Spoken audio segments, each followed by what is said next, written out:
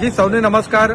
આજે આપણા નવસારી અને વલસાડ જિલ્લા માટે એક મોટી ખુશખબર લઈને તમારા વચ્ચે આવ્યો છું।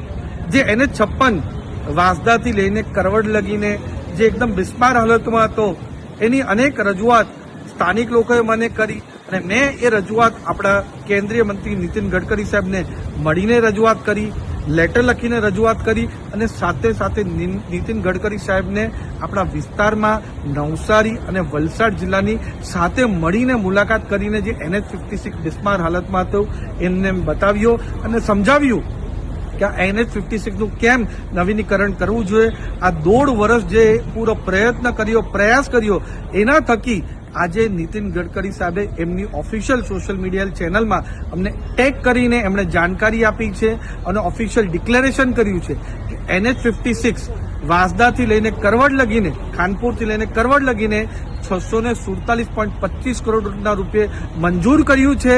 પૂરા રસ્તા નવીનીકરણ કોન્ક્રીટથી કરવાના છે। એની સાથે સાથે જે 5 આપણા જર્જરિત બ્રિજ છે એને પણ તોડીને નવા પૂરા બ્રિજ બનાવવામાં આવવાના છે। એટલે આપણું NH56 જે આપણા નવસારી અને વલસાડનું કરોડરજ્જુ કહેવાય એ પૂરું નવીનીકરણ થશે। એનાથી લાખો જે રાહદારીઓ છે એમને પણ ફાયદો થશે।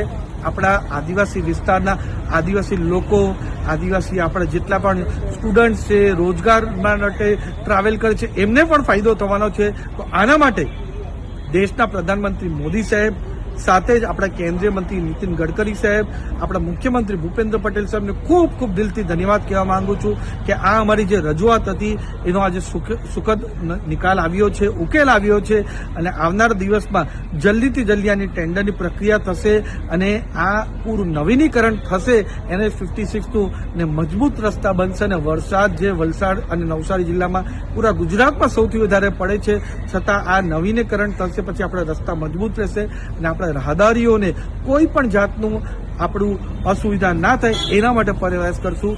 જ્યારે આવી કોઈ પણ વસ્તુ મારી સામે આવે છે એના માટે હું અને અમારી ભારતીય જનતા પાર્ટીની ટીમ પૂરો પ્રયાસ કરે છે।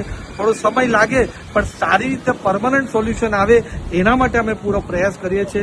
પાછા હું લોકોને દિલથી ધન્યવાદ કહેવા માંગુ છું કે તમારા વોટના બદોલત હું સાંસદ બન્યો અને તમારો જે પણ અવાજ છે ગાંધીનગર અને દિલ્હીમાં ઉઠાવવામાં મને મજબૂતાઈ કોઈથી મળ્યું હોય તો મારા વલસાડ ડાંગ લોકસભાના લીધે જ મળી છે। પાછા પ્રધાનમંત્રી મોદી સાહેબ, નીતિન ગડકરી સાહેબ અને ભૂપેન્દ્ર પટેલ સાહેબને ખૂબ ખૂબ દિલથી ધન્યવાદ।